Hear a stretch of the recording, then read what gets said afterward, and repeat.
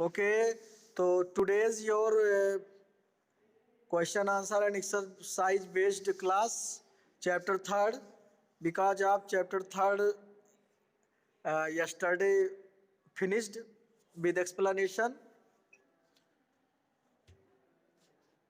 Hello, have you seen video last part? कल मैंने provide कर दिया था इवनिंग टाइम में आपको लास्ट पार्ट का वीडियो। तो चैप्टर थर्ड 3 पार्ट्स में वेल कंप्लीट हुआ आपका, 3 या 4 पार्ट में शायद, जिसमें था अगेरियन पॉलिसी ऑफ EIC, जिसके through 3 settlement of land system और उसका इम्पैक्ट क्या पड़ा Indian economy and British economy पर और हमारे पीजेंट पर सेल्फ उनकी sufficiency and commercial agriculture, commercial crop opium and indigo, और इसका क्या इफेक्ट पड़ा। और कुछ क्वेश्चंस भी हमने कल आपको सेंड किए थे ग्रुप में, जिसको हाँ कीर्ति वर्धन ने बना के सेंड किया था मेरे पास, तो हमने उसको ग्रुप में सेंड कर दिया था। उसको भी आप करें। ऐसे ही क्वेश्चन मेरे कहने पर ही नहीं, जो भी आपको पढ़ रहे हैं रिवाइज कर रहे हैं, पेज 2 पेज 2 पेज से रिलेटेड आप क्वेश्चन 10 क्वेश्चन कम से कम फ्रेम करिए, और सभी लोग क्वेश्चन अच्छे से फ्रेम करें, उसके आंसर आप लिखें। अगर कोई आंसर आपको नहीं आता तो आप क्लास में पूछें। क्लास केवल सुनने के लिए नहीं है कि बहुत से लोग केवल सुनते हैं, आंसर नहीं देते, क्वेश्चन नहीं करते हैं या उसका रिस्पांस, तो रिस्पांस भी आना चाहिए जिससे कि वो चैप्टर वेल अंडरस्टैंडिंग हो जाए। तो बुक में जो एक्सरसाइज दी गई उसके अलावा सैकड़ों एक्सरसाइज बनेंगे, सैकड़ों क्वेश्चन बनते हैं। तो जब आप छोटे छोटे क्वेश्चन बेस पर तैयारी करेंगे तो सारा चैप्टर अपने आप तैयार हो जाएगा, और उसकी बहाना आप एक एक पॉइंट पढ़ेंगे। तो अच्छे से करें, जैसे समझाया सब लोग करें और सब लोग एक्टिव रहें, ज़्यादा से ज़्यादा लोग जुड़े। तो चलिए, जरा वो क्वेश्चन है सबके पास, कीर्ति ऐड हुए हैं कि नहीं? कीर्ति से बोलो वो क्वेश्चन पेज लगा दे यहीं पर और हम बोलते रहें, क्वेश्चन एक एक से पूछे पहले वही क्वेश्चन।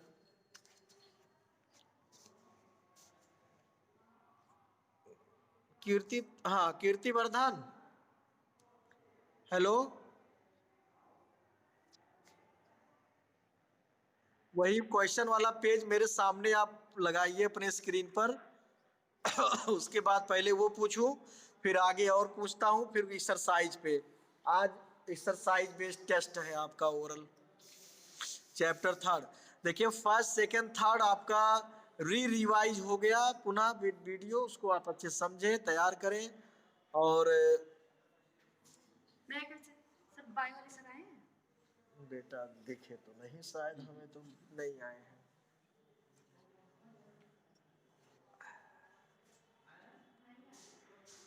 क्या हुआ, कुछ बखेड़ा हुआ फिर? ये बन रहा है कि जो जिद्दी है उसकी जो पूरी कर दोगे तो मूव करता उसे। पता नहीं उस दिन क्या पूछ रहे थे सर, और सबकी सैलरी आई कि हम लोग, क्या हुआ आपकी आई कि नहीं आई? उनकी आ गई, उनकी आ गई। हम लोग वही कहे भैया हाफ आई है। हाँ तो पता नहीं उनकी आई थी कि नहीं आई थी। संतोष भी शायद उनकी भी नहीं आई थी, तो वो कहीं हो सकता है कि कुछ आगे पीछे हो। बाकी अरे क्वेश्चन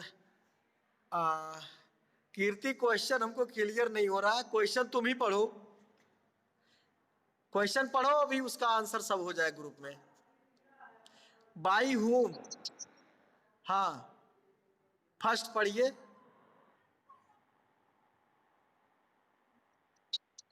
क्या give answer, by home, Mahalwari. हाँ एक मिनट, सारे आंसर विपुल ही नहीं देंगे, सबको देना है, सब लोग पढ़ रहे हो, सब लोग समझ रहे हो। यस, फिलहाल चलिए आप ओके, मैकेंजी, ठीक है। What means mahal? Mahal means, okay. और who are responsible to collecting revenue in the Mahalwari system?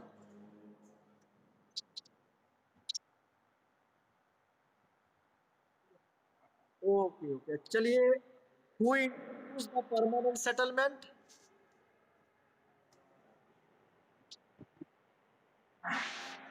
Lord Cornwallis in 1793। And चलिए आंसर देंगे इसका ये Divyansh. How many percentage the EIC territory were included this system?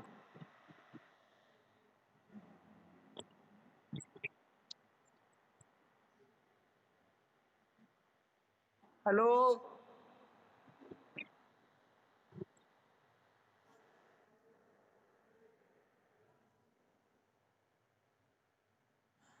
मैं रेवेन्यू की बात नहीं कर रहा हूं। How many percentage area territory, EIC की टेरिटरी इसके अंदर इसके कितने, या 19 क्वेश्चन, हाँ क्वेश्चन ये था मेरा। ओके, समझने का प्रयास करिए। तो what were created between peasant and EIC? What group, new group created, name? Yes, हाँ, तो सबके आंसर और बाद में ना आए। Saksham, okay. The third system, what means ryoti, Astitva, Gupta. Ryoti, ryoti means,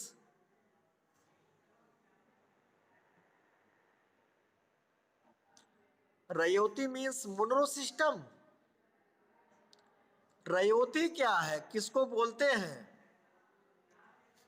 जैसे महल मीन्स हो गया, विलेज बोला गया, तो ऐसे रयोती मीन्स क्या है? चलिए सक्षम वर्मा।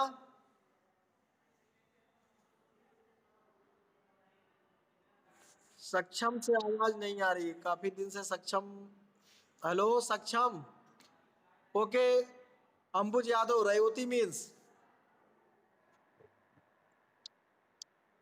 या रयोती मीन्स कल्टीवेटर्स।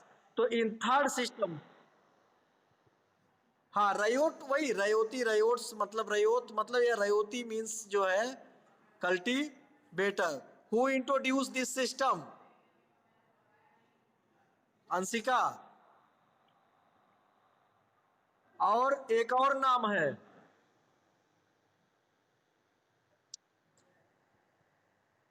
हाँ अलेक्जेंडर रीड। हाँ, तो दोनों के नाम से इसको बोलते हैं। तो इस नेम क्या हो गया, एक अदर नेम इसका? What was the other name of this system? हाँ, न्यूरो सिस्टम। और जो मेन नाम दिया गया उसको क्या बोलते हैं? रयोत, रयोतवारी। क्या था इस सिस्टम में? हाँ, in this Ryotwari settlement, who were the collectors and paying revenue?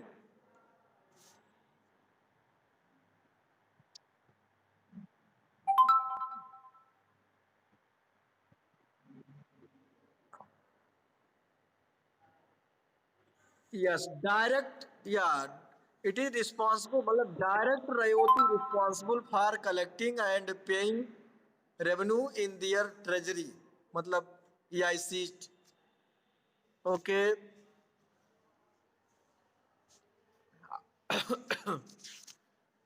Chapter हमारा है 54 था। Okay,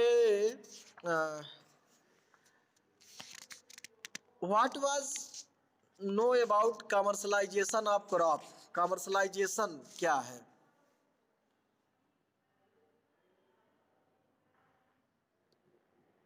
yes, growing of cash crop instead of food crop.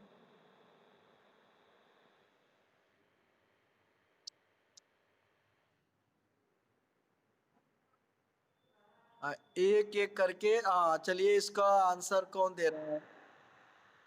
हाँ ओके। नाम देखिए, ज्यादा लोग तो ऐड ही नहीं हो, तो नाम इसलिए हो नहीं पाता है।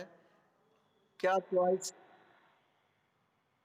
हाँ तो ठीक है, जब पूछा जाए छोड़ दे तो फायदा, यही तो मेन है। यही तो आपको रिवाइज करा रहा कि आपने क्या पढ़ा है।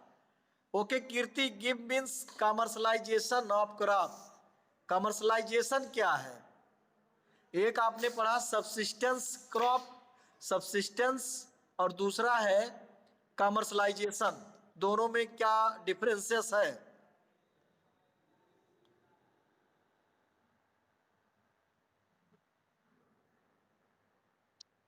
ये तो ठीक है, ये तो कमर्शियल क्रॉप हो गया। मतलब मीन्स क्या है, कमर्शलाइजेशन क्या?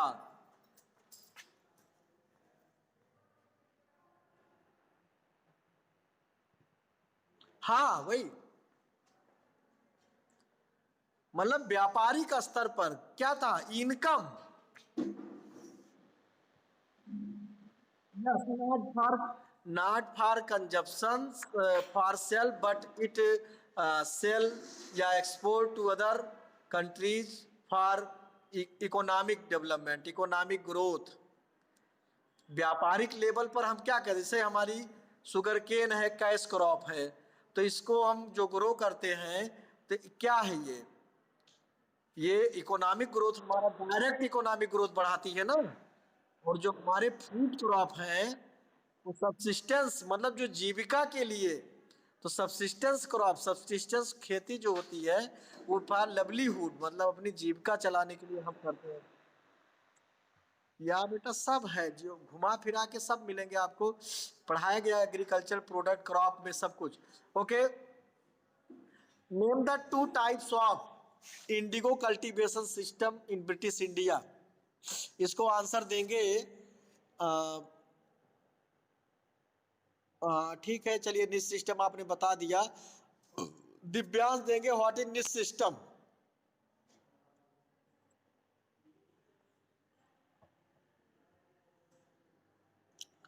निश सिस्टम, हेलो।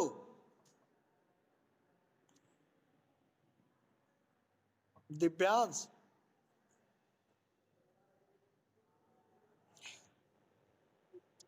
अरे निश सिस्टम, व्हाट इज निश सिस्टम। चलो अंशिका आंसर दो।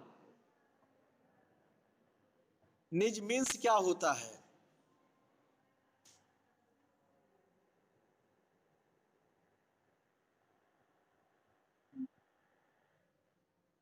सीधा आंसर देख के आप बोल रही हैं, बिल्कुल बुक से लाइन ओपन कर लिया है।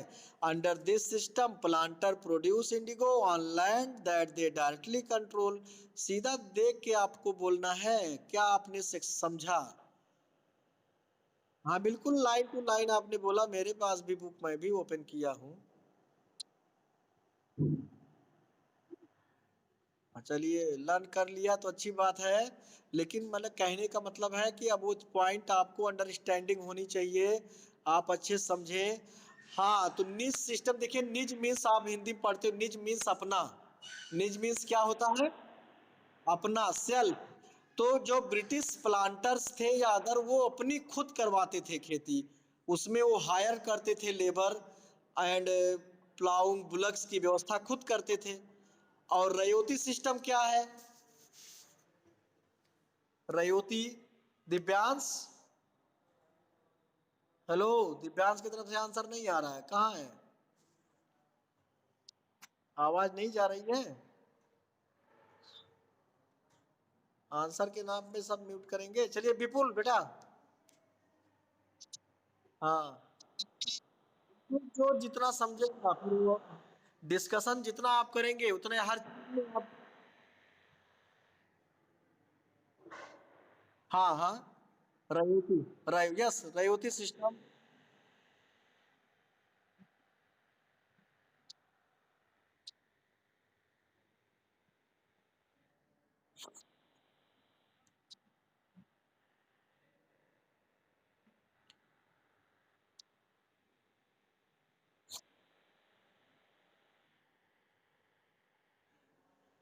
हाँ, ओके, ये तो था सिस्टम में, मतलब देखिए रयोती सिस्टम में मतलब हो गया, जैसे हमने आपको बताया कि निज में क्या होता था कि इसमें प्लांटर्स, जैसे हमारे पास लैंड है, हम खेती कराएं, और एक होता है कि किसान से कह दें, पीजेंट से कह दिया जाए कि भाई आप इसमें खेती करो और आपसे हमें इंडिगो चाहिए। तो ये था रयोती, मतलब कल्टीवेटर्स, कल्टीवेटर्स अपने लैंड में ग्रो करते थे, और उसमें जो खर्चा, जो फर्टिलाइजर्स और चीज़ें होती थी उसके लिए वो फंड लेते थे, किससे, लोन लेते थे, लैंडलॉर्ड से या प्लांटर से, और उनका एक प्लान भी था ये। हाँ, कि जिससे अगर समझ लीजिए फसल, या और वो भी था कि अगर ये फसल फेल होते हैं तो उस पर शर्तें भी थी, कितना परसेंट आपका ले लिया जाएगा, और ये सब चीजें थी। तो ठीक है, problem, Indigo revolt, what were the other name of Indigo revolt, या ब्लू रिविलियन। हाँ, तो इंडिगो मीन्स होती है नील, तो ब्लू रिविलियन के नाम से जाना गया ये। हाँ, अच्छा, who were gomasthas, yes, question भी है आपका।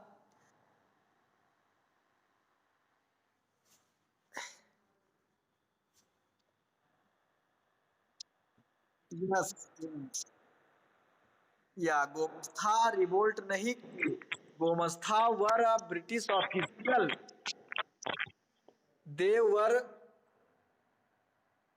हाँ, दिगंबर ब्रदर थे, ठीक ना। गोविंद, हाँ, गोविंदपुर नदिया डिस्ट्रिक्ट ऑफ बंगाल में दिगंबर एंड विशंभर विश्वास दोनों भाई, और इन लोगों ने लीडिंगशिप किया, और इस तरह से फिर लास्ट में बंगाल में पूरी तरह से जो है इंडिगो खत्म ही हो गया। इसके लिए इंडिगो कमीशन कमीशन बनाया गया, जिसने अपनी रिपोर्ट दी, उसमें ज़्यादा से ज़्यादा कल्प्रिट जो है, दोषी जो मिले, प्लांटर्स लोग मिले, शोषण हुआ किसानों का। और बाद में वो बिहार की तरफ जब टर्न किया इंडिगो के लिए, तो चंपारण में जो है इंडिगो प्लांटेशन के सहयोग में जो है उनकी तरफ से गांधी जी ने उनके नॉन कोऑपरे वो मतलब सत्याग्रह में आंदोलन किया। तो ये सब था। तो गोमस्ता मीन्स होते थे हु वर, या कलेक्टेड रेंट, वर, हाँ, ये ब्रिटिश के तरफ से ऑफिशियल थे कि आप जो है रेवेन्यू को कलेक्ट करोगे। तो ये लोगों से परिचित नहीं होते थे, दूर दूर के मतलब होते थे, आसपास के नहीं होते, इसलिए ये ऐसी कंडीशन में पिटे भी, मार भी खाए जब ये आते थे वसूलने। तो ठीक है, तो इसका इम्पैक्ट अच्छे से इस चैप्टर, हम लोग आ जाते हैं पीछे एक्सरसाइज पर। Check your understanding by unscrambling a person who, देखिए ध्यान से, a person who devised the Ryotwari system.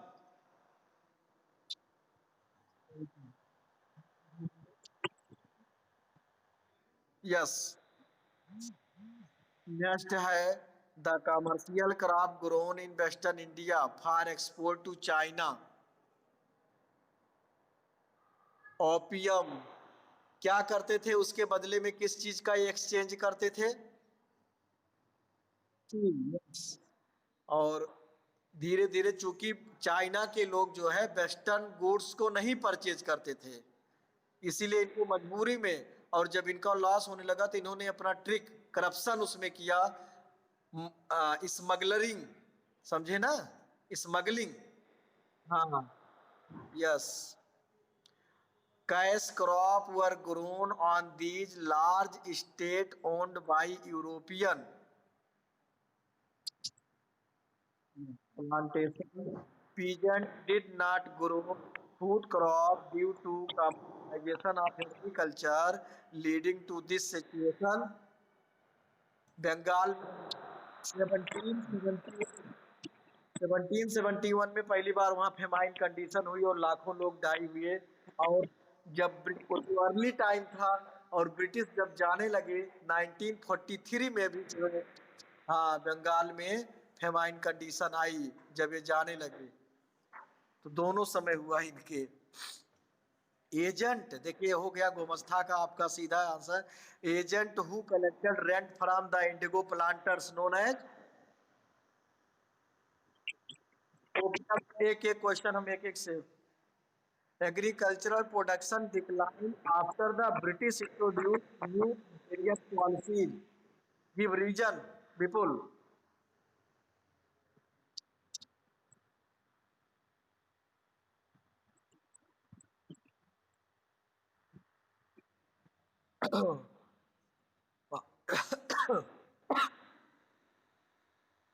या so instead of cash food crop, they grow cash crop. So their subsistence were crisis, living crisis। उनको अपने food crop के लिए other पर depend होना पड़ा।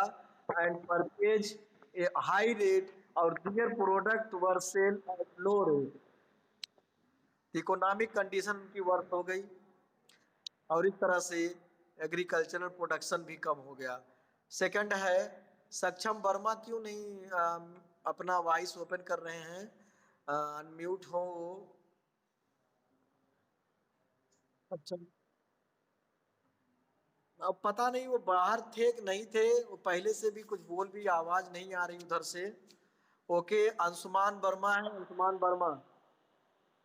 Second question Anshuman Verma. The British encourage local zamindar by giving them hereditary rights over land, why.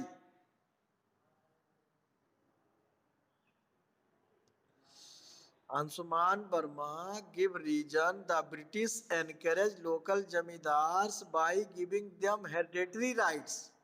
जमींदारों को पैतृक राइट दे करके कि उनका बेटा भी जमींदार बनेगा, क्यों एनकरेज किया, इस तरह से प्रोत्साहित किया। ओके, हाँ दिव्यांश, दिव्यांश गिव आंसर।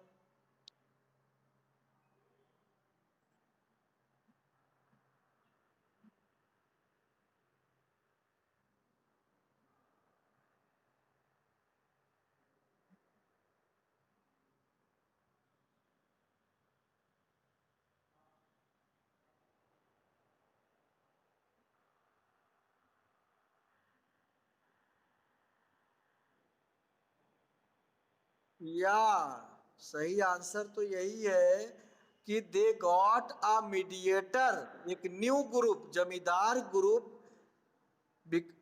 अब इस के सारा all the responsibility of collecting and others, जवाबदेही सब जमींदार के पास थी। ब्रिटिश को केवल अपना टैक्स मिलता रहा, उनसे कोई मतलब नहीं। तो ये इस वजह से इन लोगों ने उनको एनकरेज किए, लगे रहे हमारे काम में, उसको क्या कर दिया, हेडेटरी कर दिया कि ये मन से काम करेंगे और हमें बहुत ज्यादा बर्डन नहीं होगा। जो भी रिवोल्ट, जो भी ऑब्जेक्शन या रिबिलियन झेलना होगा, जो लैंडलॉर्ड जमींदार झेलेंगे। ये था सब, इसका रीजन था। Many peasant become landless after the introduction of the permanent settlement, why. Yes.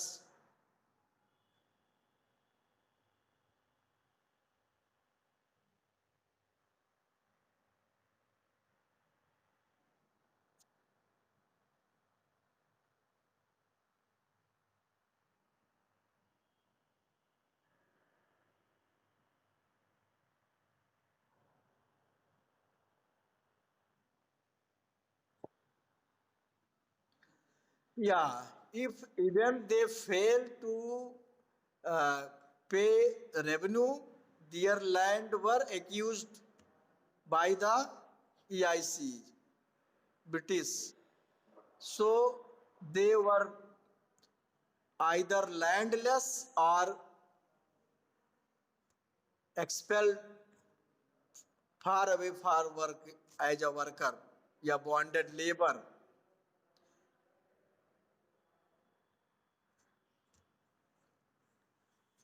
जब प्रोडक्शन अच्छा नहीं होता था तो वो, हाँ, पीजेंट्स और लैंडलॉर्ड से उनको रेंट पे करना पड़ता था, और सपोर्ट दैट फसल उनकी अच्छी नहीं हुई, रेंट नहीं दे पाए, तो उसके बदले में जो है वो अपनी जमीन दे करके।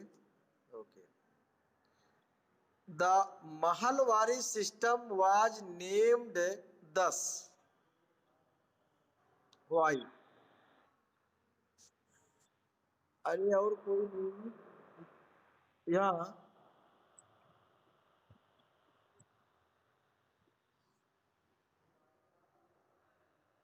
यस यस बोलिए।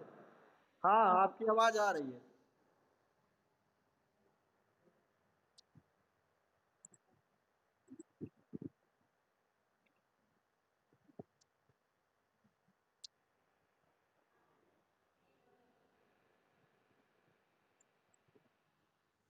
Yes yes.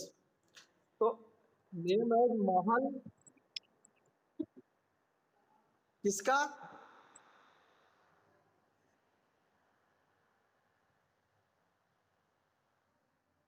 नहीं, महल मीन्स विलेज जैसे हुआ, इसका मतलब इस सिस्टम को जो दिया गया महल नेम, तो बिकॉज ऑफ फर्स्ट सिस्टम हमने पढ़ा जिसमें जमींदार रिस्पॉन्सिबल थे।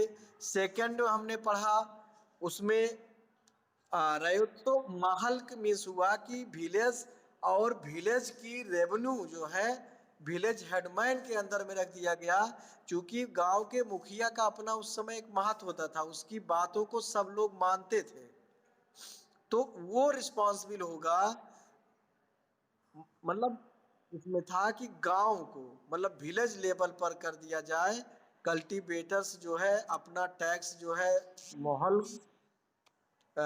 लंबरदार को देंगे, और लंबरदार जो है रिस्पॉन्सिबल होगा हम तक पहुंचाने का।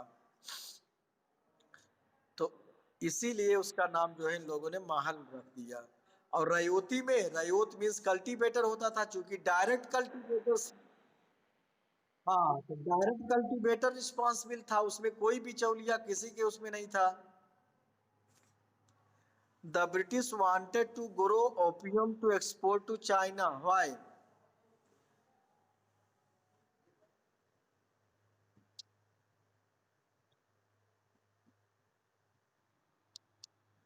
हाँ, first of all they exported tea from China with exporting the opium.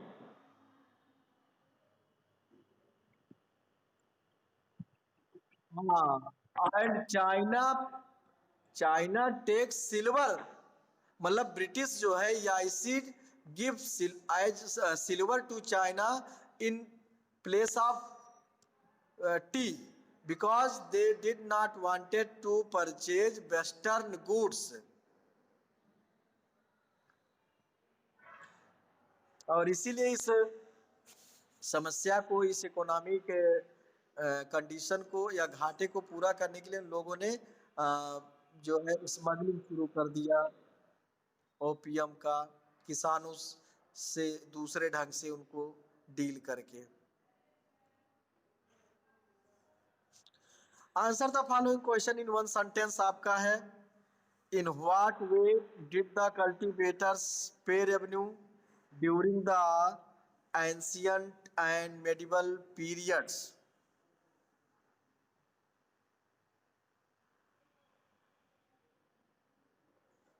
पूछने तो पूछते हैं भाई, आंसर तो देते नहीं, दिक्कत ये है ना। अंशुमान वर्मा, चलिए Anshuman Verma. In what way did the cultivators pay revenue during the ancient and medieval period? Ancient और मेडिवल पीरियड में लोग रेवेन्यू कैसे देते थे, और मॉडर्न ब्रिटिश पीरियड में क्या सिस्टम हो गया? पहले सेकंड दो पैराग्राफ में आपको बताया गया है कि शाह सूरी ने इंट्रोड्यूस किया।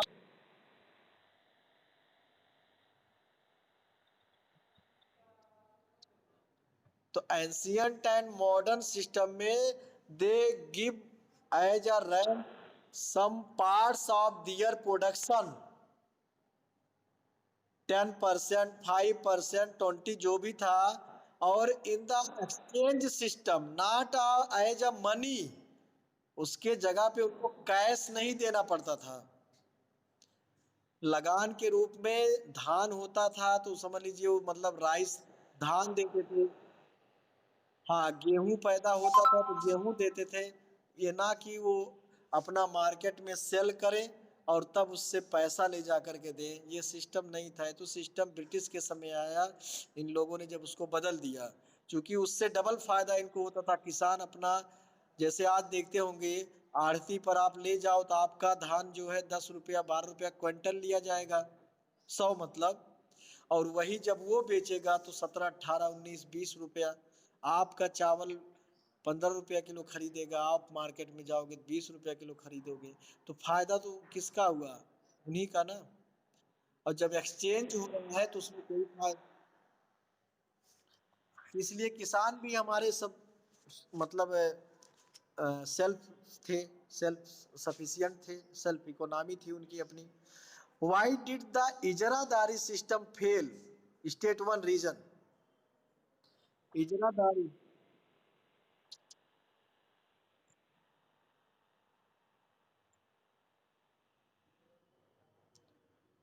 ठीक है, हाँ। Because of the no actual productivity of the land were fixed.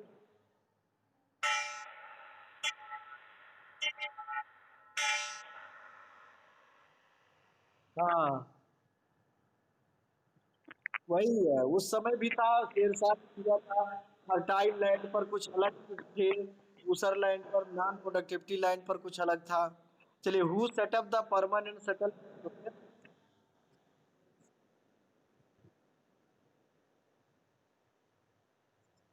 Who were assistants? हाँ ठीक है, विशेष विकास भी अभी। हाँ हाँ, चलिए, who were absentee landlord? Absentee landlord किसको कहा जाता है?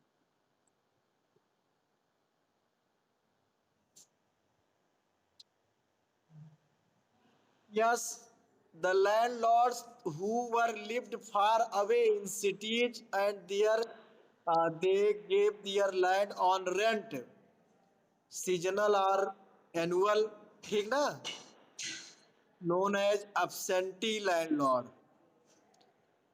जिनका जैसे आज भी होता है, खेत है और अपना शहर में है, दे दिया रेंट पर, टीनेंट खेती करना, कि हमें इतना गल्ला चाहिए, इतना पैसा चाहिए एनुअली, उसी को कहते हैं। What was the Indigo commission verdict?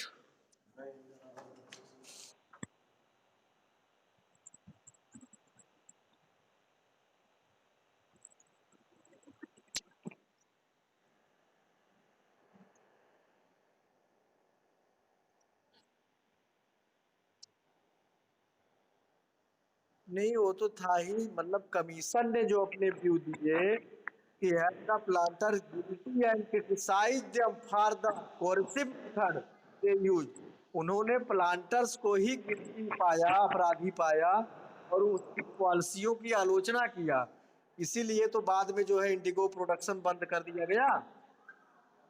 Okay बेटा, ठीक है, बेल हो गई है, फोर्थ बेल लग गई है, नाइन्थ में है मेरा।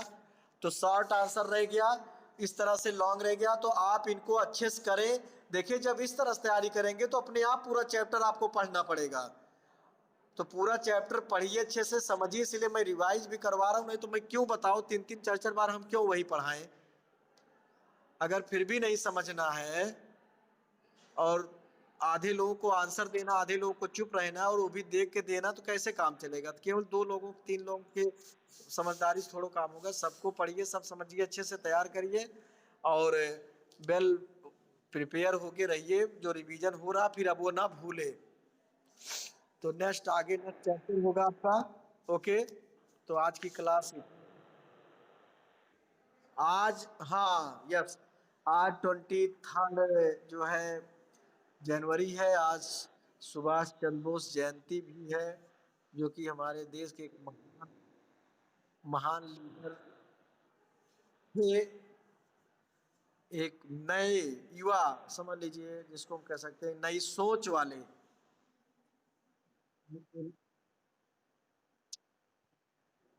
क्या? नेशनल? नहीं, यूथ विवेकानंद अभी बीत गया, उनका भी 12 जनवरी, ऐसे कोई डेट, हाँ उनके दिन मनाया जाता है। ओके बेटा, ठीक है, आज की क्लास समाप्त करते हैं।